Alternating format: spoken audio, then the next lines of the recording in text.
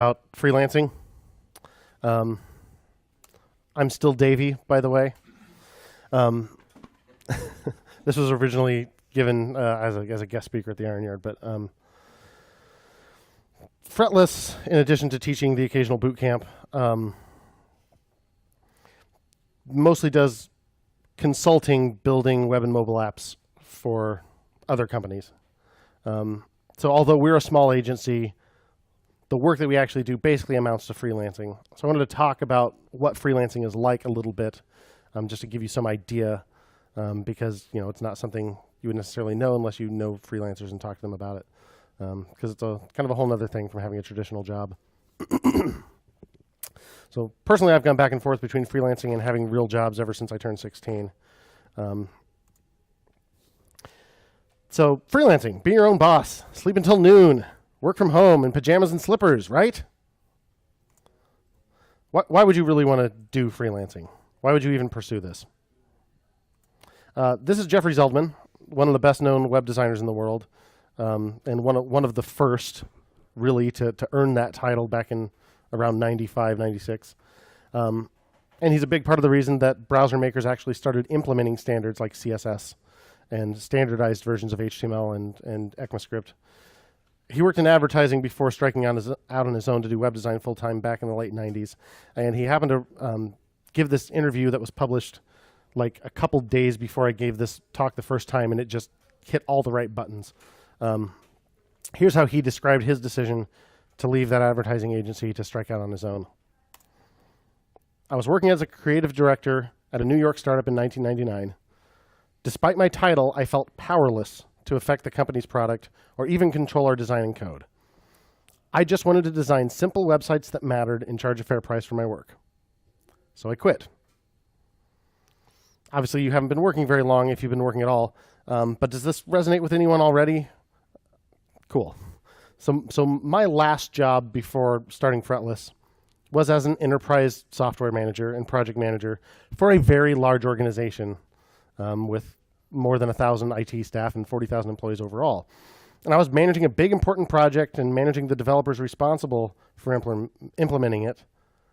But despite my lofty title, I was powerless. Yeah, I was ostensibly the project manager and all that stuff, but I was not empowered to actually make any decisions that truly affected the outcome. The real decisions were being made by people who made 3 or 4 times what I did and who would probably never even lay eyes on the finished product. So I quit. Zeldman continues, I spent too many of my formative creative years complaining about the decisions made by the people who paid my salary. It was time to stop complaining and start creating. So reason number 1 to be a freelancer, as far as I'm concerned, freedom. Thank you, Google Images.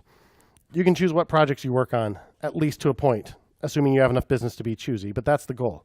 Get enough work or work opportunities that you can choose your clients and your projects. And better yet, choose how you approach those projects. Another reason, flexibility. Need to schedule a dentist appointment, need to take your cat to the vet, make it for whatever gosh darn time you want. You don't have to beg. Another big one, variety. And we talked about this a little bit a minute ago. Find it boring to work on a single product year after year, or use the same technology all the time, or use the same small portion of a specific technology and never really getting to branch out? Well, as a freelancer, you don't have to be stuck on the same thing forever. You change projects every few months, or at least every year or so, if you're lucky enough to get a big year-long contract and you even want that thing. So the variety is huge. Truly, it is not for everyone. I have no idea, but thank you, Google Images. It's not for everyone. Presumably, you're here because you're interested in coding, right? Using your wits and creativity to build products and solve interesting problems? How do you feel about sales and marketing?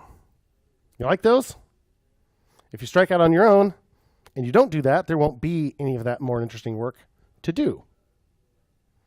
How about bookkeeping? Yeah, sounds like a blast. I'm going to go home this weekend and do some bookkeeping just for fun. Bookkeeping!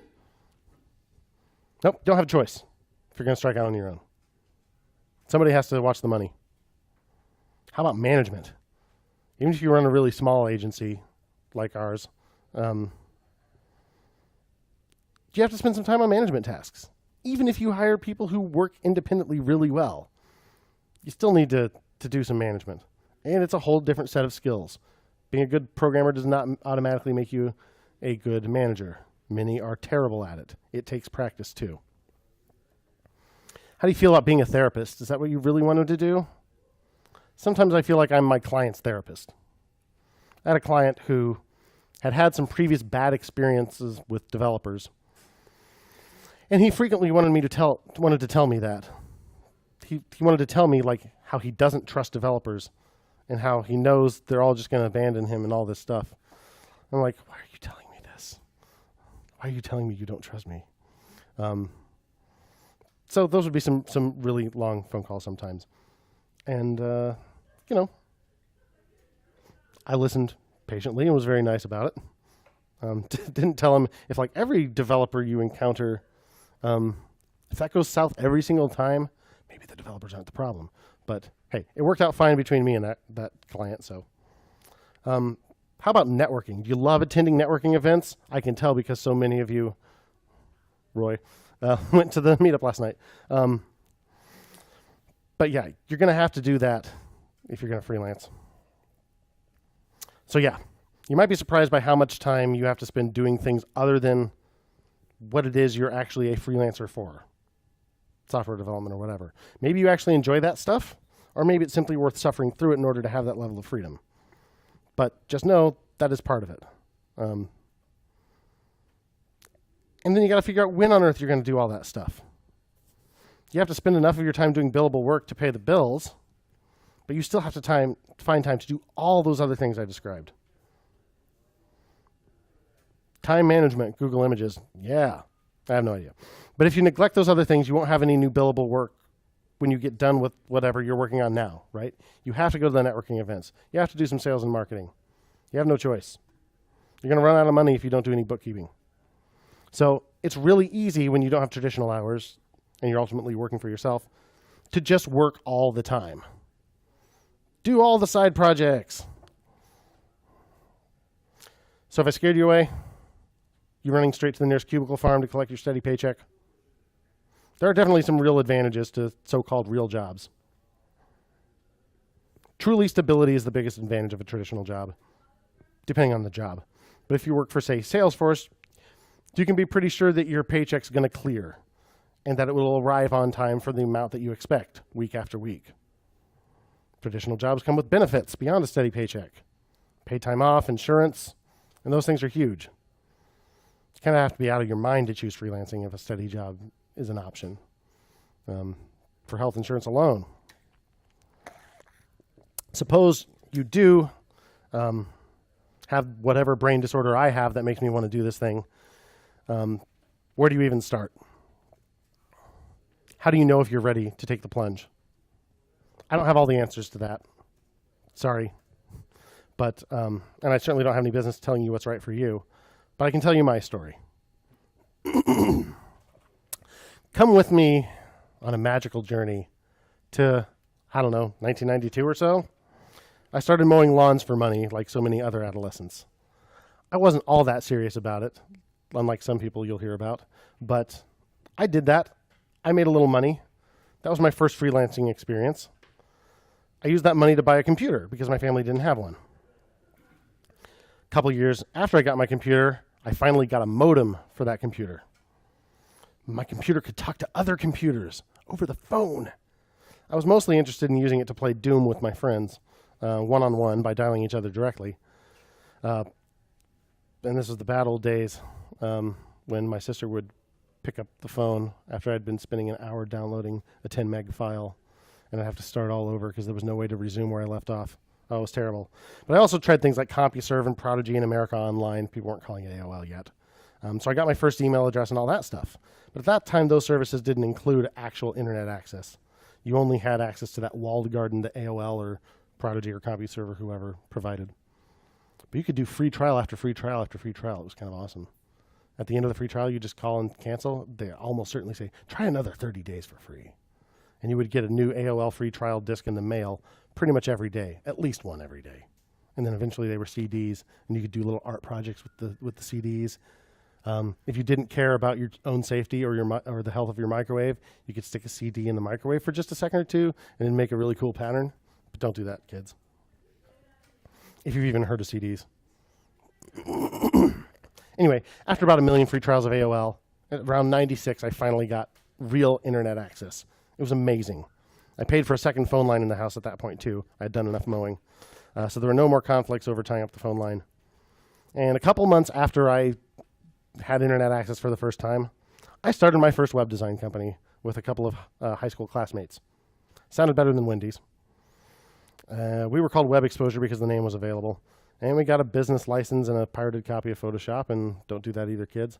And we were on our way. That didn't last very long. Turns out, of the three of us, I was the only one actually interested in learning how to make websites. But they were super interested in keeping part of the money. So anyway, somehow we got a client, and we made a few $100, and that was the end of Web Exposure. But as you can see, I really, really didn't want a traditional job. But guess what happened after that collapsed? I worked at Wendy's. But soon, the next fall, 97, I convinced my parents to let me quit the fast food game and do solo web design. The problem was those other guys, not that I had no idea what I was doing. So now I was Star Image Web Design because the name was available. So I made myself a cool logo with a nice swoosh around it like every single other company in 1997. Even companies that had been around forever, they just needed to add a swoosh to it like Sony. God, you gotta have a swoosh. No one will know that you're modern, man. So I got one very small client, but that was enough to replace quite a few weeks making $5.15 an hour in fast food. So I was happy. I wish I remembered how I got that client, but I don't. I do remember being told no an awful lot, but I don't remember landing that first client. I do know I made it very low risk for them. It was a few $100, a lot for me, but not for them. And they had no web presence at all. So at worst, they went from having no website to having kind of a crappy website made by a high schooler. But every local business who did have a website at that time had a website that was kind of crappy and looked like it was made by a high schooler. So, you know, my main competition was not having a website at all, as opposed to I wasn't convincing them so much that I should be the person to make their website as I was just fighting with trying to convince them that there was any value at all in having a website. And I was not a very good salesperson, and I did a terrible job of convincing that. Yeah, Jay? I was just going to say, did you just like go through the phone book or Well, mostly I tried to find people with whom I had some connection, like one of my parents knew them or something like that, or I knew somebody who worked there or whatever. Or like one of my teachers had a side job or whatever, that kind of stuff. I did a little cold calling, but that was super ineffective. In 98, I graduated from high school. So yeah, you can calculate how old I am now. Almost 20 years ago. And I spent the summer working for the YMCA and endlessly on websites since I didn't have any other clients. But hey, that's a good thing to do if you want to practice some stuff and you don't have anyone else to do it for. Just keep enhancing your own site or whatever. But I started college and kept doing freelance web design instead of getting a campus job. So again, anything I could do to keep from having a W-2. And that lasted through the spring and the summer after my freshman year. I had several slightly bigger clients, like $1,000 for the whole thing. Plus maybe a few bucks a month for web hosting. I was just determined to avoid getting a real job, and I do remember how I got some of those. They were people with whom I had some personal connection, like I had a friend from high school whose dad ran a bank, and they had no website at all. My family knew some folks who owned a huge biosolids business. Anybody know what biosolids are? It's poop. Big tankers full of poop.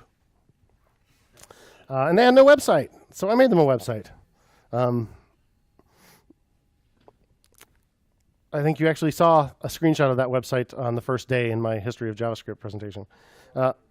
My brother-in-law got a job managing a dental practice, and they had no website. But I ran out of easy sales like that pretty quickly. Because again, I wasn't competing so much with other web designers as I was with the absence of a website. And a few more people in just the 2 years that had transpired, a few more people acknowledged that maybe there was some value in having one of these things on this web thing, whatever that is. But I ran out of those pretty quickly. And when school started back up in the fall, I actually got an internship with University Computing Services on campus. And that was pretty traditional IT work and a preview of what a real job might look like. I was to spend a semester working the help desk and a semester sitting in the computer room and pulling tapes from the tape library when the mainframe called for them. And then one semester doing some actual programming. So about that tape library job. So there was a computer room. Like businesses on universities all used to have the computer room where the mainframe sits. These enormous friggin' things. And people would sit at these dumb terminals, these green screen things, and they were called computer operators, and they were not necessarily skilled jobs. You just, read the manual. And something would pop up on the screen and say, tape whatever is needed, because somebody somewhere was running a program that needed data that was on this tape. So I'd go take my card into the tape library, find the one they needed, take it, stick it in a tape drive. And they couldn't do anything until I did that. Still happening in 99. And shortly after I left, they had just gotten their first robot. So a thing that could take the tape out and stick it in the drive automatically. But they only had 100 of their tapes or something under the control of that thing. If that mainframe is still around, I'm sure it's all robotic now. But it was kind of amazing. Every once in a while, someone would call for something that was on a giant tape reel that went on this reel-to-reel tape reader as opposed to a little cartridge.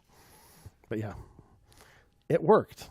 And it would cost a fortune to change that to a client-server situation. So the summer after my sophomore year when I started that internship, I got an internship with a big employer in my hometown. It paid really well, insanely well for a summer job, and it involved building web stuff for them. And by then I had actually learned a couple programming languages because I'd had a year of computer science under my belt, including a couple that were common on the server side of web things. So I could build sites with persistent data and stuff. Office Space had just come out on video. And the intern spent the whole summer talking about it as we were pretty much living it. If you're too young for Office Space, it's directed by the creator of HBO's Silicon Valley and was kind of the Silicon Valley of its day. Despite the overall nature of that organization, very large, very bureaucratic, I was lucky to be working in a division that no one was paying much attention to, so I still got to work on some cool stuff. And if you can make it through life without having a traditional job, I'm very happy for you. If you are determined to work for yourself but you can't pull it off yet, I think your time with traditional employment will be well spent. You'll learn a ton about working with others, getting things done, seeing how other people lead a team, all that stuff, getting things done when you have zero power. And it helps you empathize for the people who are working in those situations, who will probably be your clients someday. So if you can relate to what they do every day, that's helpful. So in the fall, after that internship, I started the kind of relevant portion of my university internship. I was supposed to do a little bit of COBOL programming, writing the stuff that might trigger pulling a tape in the tape library downstairs. But my experience was actually something that I've since learned is very common. The full-timer who was supposed to supervise me was actually pretty annoyed to have an intern, as it just created more work for him. I wasn't helping. I didn't know anything. I was just keeping him from being able to do his job because he had to come up with something for me to do where I couldn't actually do any damage. And even just coming up with that little bit of busy work for me to do was just a huge annoyance to him. So I mostly showed up and surfed the web, and he was perfectly happy with that, because I was not stopping him from getting work done. And I had a job later, the one that I've mentioned several times, where I was forced to have an intern. because there was this internship program where like a different department would pay for the intern, so it didn't come out of our budget. So like I had to take advantage of that, whether there was anything for them to do or not. So I had this poor intern who came in, and like I tried to come up with something for her to do, but she didn't know any of the technology we work with, and most of what I did was sit in meetings, and like there was just nothing for her to do for like an hour and a half, 3 days a week or something. Now I was nice to her. I didn't let her know that like her very breath was an annoyance to my soul. But unlike my boss when I was an intern, but it wasn't, my internship at the university wasn't great, and the internship that was forced upon me wasn't great for her either. So anyway, I quit that internship pretty shortly after starting that portion. That was a pattern for me, and I'm not done doing it yet in 2000. So newly emboldened by having had semi-real job experience, especially at the internship over the summer, and knowing a few programming languages, I doubled down on the freelancing while still in college. I'd run out of ideas for finding clients myself, so I teamed up with my cousin in Illinois who could charm the skin off a snake, and we started an S Corp. It was like a real company. We even had ink in our name. We had a lawyer. Speaking of which, guess who didn't have a website yet? Our lawyer. And as a Session 1 student discovered, my lawyer from 2000 is still using the website that I made for him then. He's updated his photo, but yeah, still there. Schefflerlaw.com. Anyway. Scheffler, Scheffler, law.com. Yeah, so I made that in 2000. Right, everyone's actually getting a little traffic from all these students. So here's an interesting story. If you are looking at it, like you see how that thing's kind of translucent, like the box where the text is, right? Well, CSS opacity, I can't even remember if it existed. I don't think it did, but it certainly wasn't supported in any browsers, and pings weren't even supported in IE yet. So in order to have that thing look translucent, what I did was I made a GIF where every other pixel was transparent, and then every other pixel was kind of that light color. And so it just looks translucent, but it's actually every other pixel is completely transparent. Yes. Good times.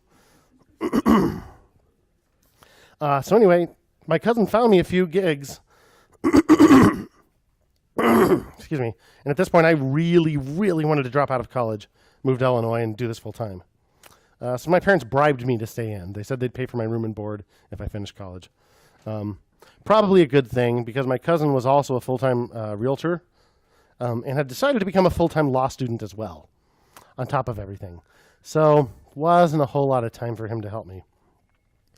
So I kept the corporation alive and did a little bit of freelancing on the side for many years, but it would be a while before it would be my full-time job again once that happened. Pardon me. Yeah. I graduated in 2002 and found a job for a tiny, tiny company. My first month there, so when I started, there were 3 developers and the owner of the company and an administrative assistant. So 3 developers, I think. Oh, no, 4. 2 seniors and 2 junior. All 3 of the other guys got fired my first month there. And they replaced one of them and fired him too, all within the span of a month. So we had more than 100% turnover the first month I was there. It didn't feel like the most stable thing in the world. So after about 6 months, I decided it wasn't for me. And I did what I did at that time, and I quit. And I started teaching at a for-profit college, one of those places that probably ought to be illegal, where, oh my gosh, nobody learns anything. The teaching part was kind of fun, but it was not terribly fulfilling because, holy crap, there was zero motivation to be found among the students. They were not like you guys. They were people who only finished high school because their parents made them, and then their parents said, you are going to college whether you want to or not. So we're going to pay an outrageous amount for you to go to this place that will take absolutely anyone with a checkbook. Yeah, it was painful. So I got a couple other job offers, and I took one of them. And that was a bad fit, and they reached the conclusion before I had a chance to quit. So, yeah, that happened. But I got another job. So this was 4 jobs before I had been out of school for a year. I had 4 jobs my first year out of college. But hey, that last one lasted a while. I stayed there for 7 years. For those of you doing 9 minus 3 is 6. 3, 4, 5, 6, 7, 8, 9. 7 years. I worked there. Beginning of 03 to the end of 09. Anyway, I did a tiny bit of freelancing on the side throughout, but I actually had a real job that I mostly liked. I started getting involved in meetups and stuff eventually.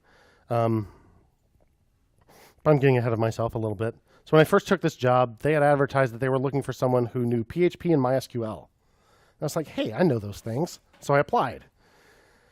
And I got to the interview, and they mostly talked about stuff that had nothing to do with any of that. And they asked me one technical question: do I know what DNS is?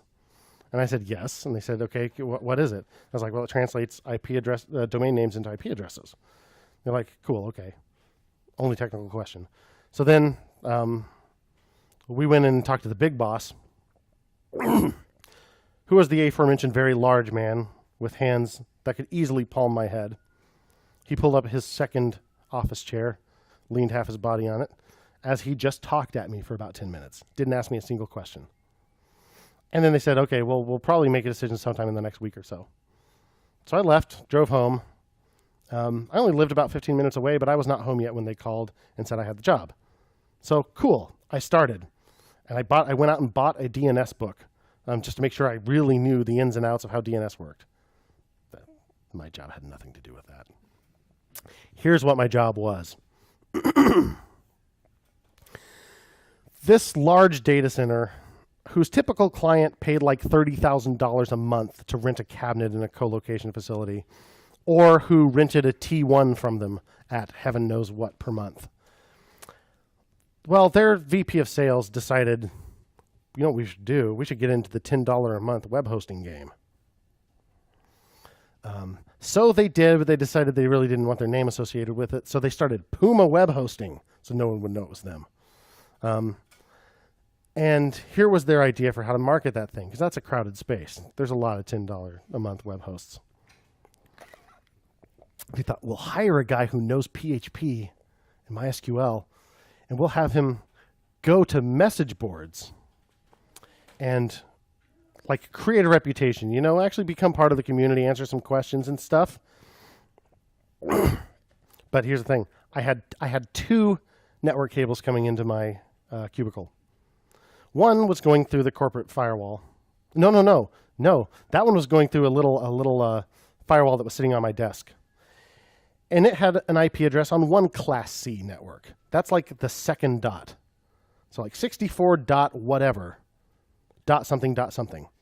So it was a whole different Class C network. So it didn't even look like it was in the same town or from the same ISP. My second network cable that was raw internet. Really, really fast, by the way. No firewall. So what I would do is I would create a reputation as this one guy, and then I would sign in from my other IP address and say, hey, any of you guys know where I can get some sweet web hosting for PHP and MySQL stuff? And my guy who had built a reputation would be like, yeah, man, you got to check out Puma Hosting. They're so great. Here's a coupon code. So this was my job. It was awesome. The good news is I never got as far as even making those posts before the whole thing collapsed. And they fired the person who had hired me. Well, not the large man, but the other person was a consultant who had been brought in to like spin up this web hosting thing. Well, they were not willing to devote those resources to it anymore. So she left, and I kind of figured out that, okay, so the whole point of having this web hosting platform was so that the salesperson, when he was dealing with a decision maker at a client who could do a huge $30,000 a month deal, he could be like, oh, so you do your church's website? here, man, have some free web hosting for life. So it was so that he could give free websites to our other customers. But anyway, not worth very much. So the good news is they didn't fire me. They said, okay, so what can you do anyway? So I gave them my resume. They're like, okay, well, like we could use some person to get the emails when someone's printer doesn't work or something. So I became the LAN support person. When someone's printer didn't work, I went and fixed the paper jam or whatever the heck it was. Or people's passwords needed reset or whatever. That was pretty much all I could do. And actually I had to beg someone to reset the passwords for me. They wouldn't even give me that permission on the network. It was really dumb.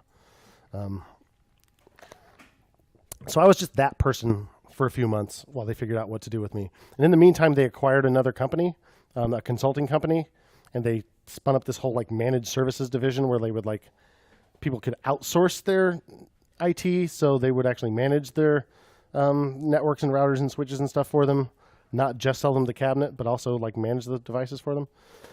And so they made me report to the guy who ran that division. And in the meantime, since I did in fact know PHP and MySQL, I wrote myself a little trouble ticket system just to manage these requests I was getting. And my boss came by one day and saw it. I was like, you wrote that? And I was like, yeah. He said, well, we something like that for the whole company. Because one big part of this company was they had a 24/7 operations center. 24/7, Christmas Day, all the time someone was there ready to field support stuff. And they kept track of those requests in a text file. No structure whatsoever. That was how they did this thing.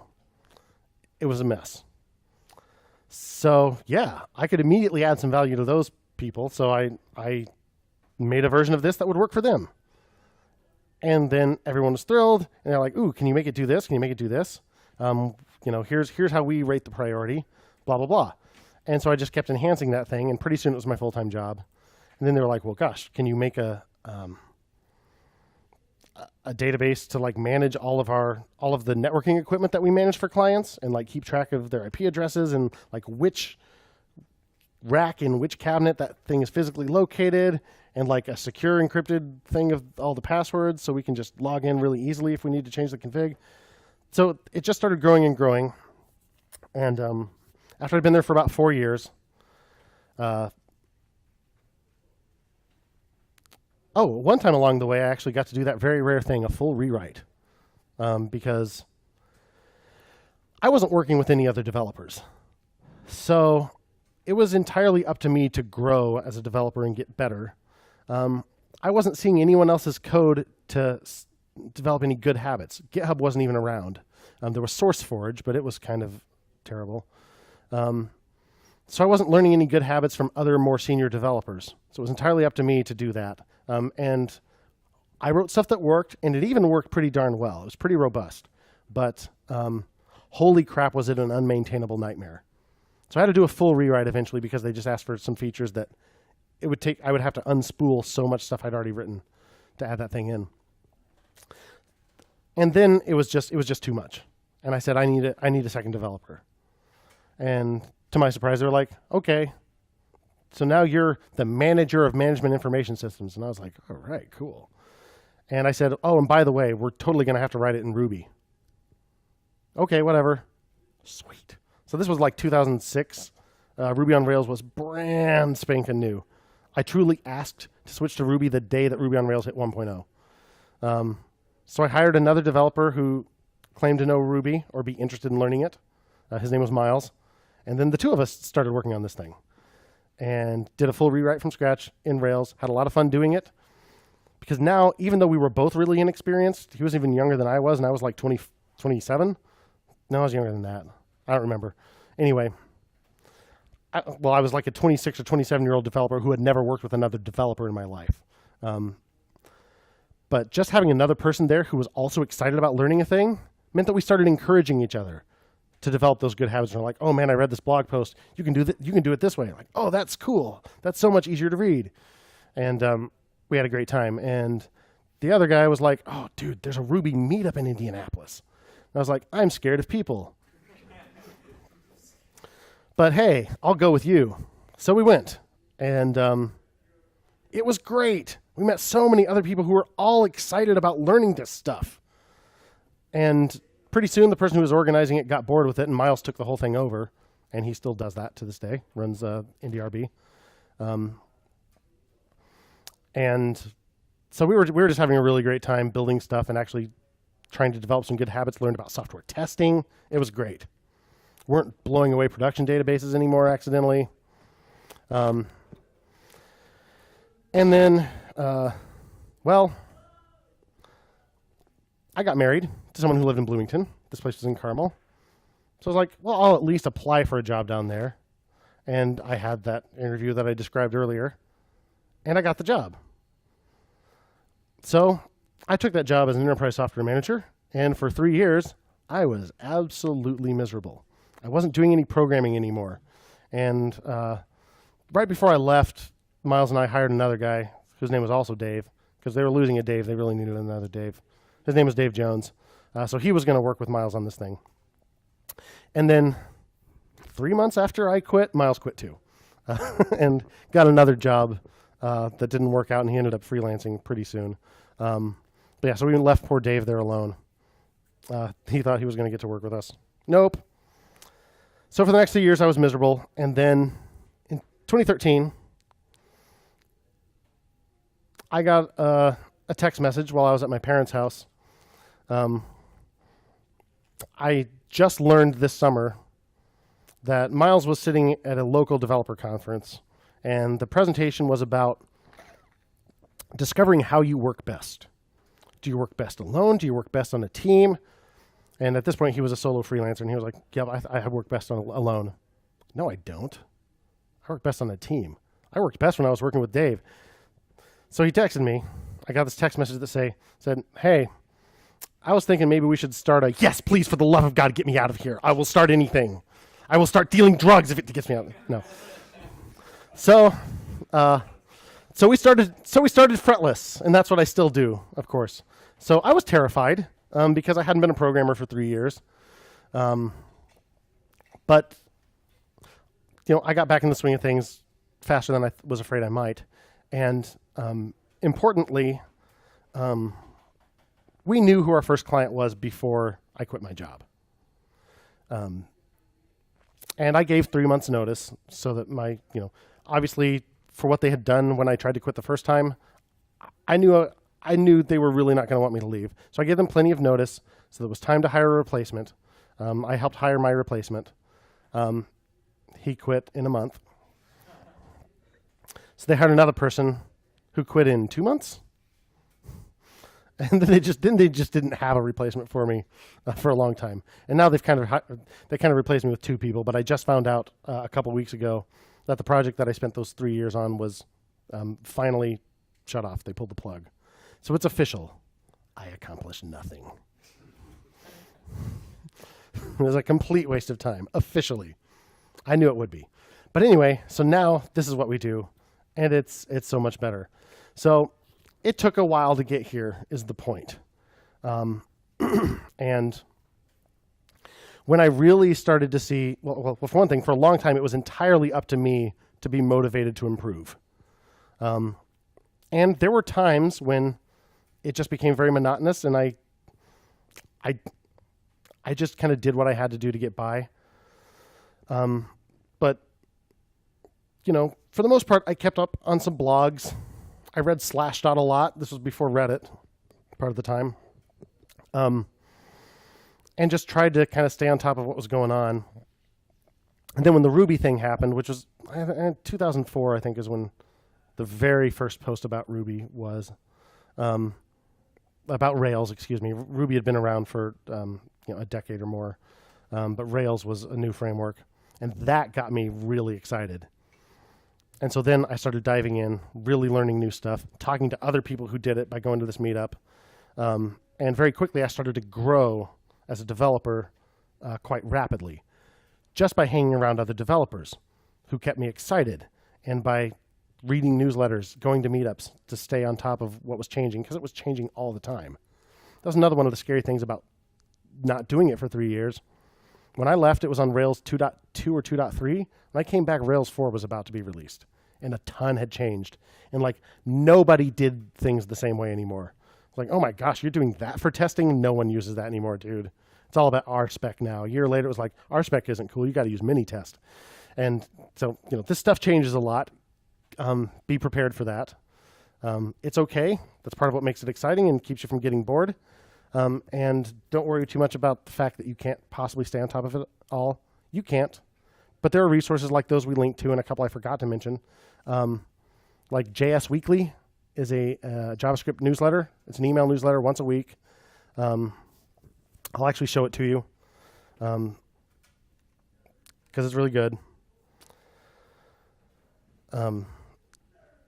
And, even if you don't have time to read it that week, at least it's there in your inbox. And I at least try to skim the headlines so I know when things happen like, oh, NPM was just upgraded.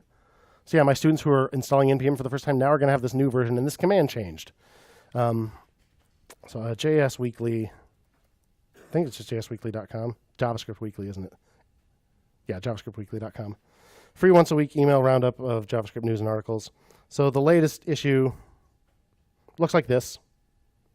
Set of best practices for JavaScript projects, why Reddit chose TypeScript, Gatsby 1.0, a static site generator for React. Components will make you a better web developer. Ink, like a React, but for building command line interface apps, etc. Some job postings, some quick blog posts and stuff. Experimenting with the background fetch API. That sounds interesting. If nothing else, it kind of makes me aware that things like Gatsby exist. How to get started and build something with GraphQL. I've heard a lot about GraphQL lately, and I've been wanting to learn about it, so I will probably actually read this thing. And the same folks make some other newsletters too, including one that's specific to React. So here are their other newsletters. React Status is one of them. And yeah, they're cool and show you the latest one in a phone type thing. But anyway, you can see just the stuff that's related to React. Also a good thing to have. So I do encourage you, seriously sign up for this stuff. It's how you stay sharp to a degree. And keep practicing this stuff or you will forget every bit of it. Anyway, that's a little about how I got here. Questions about that? Yeah.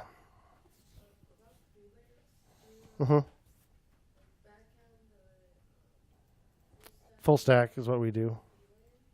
Oh, absolutely. Yeah, we do full stack stuff. Yeah. And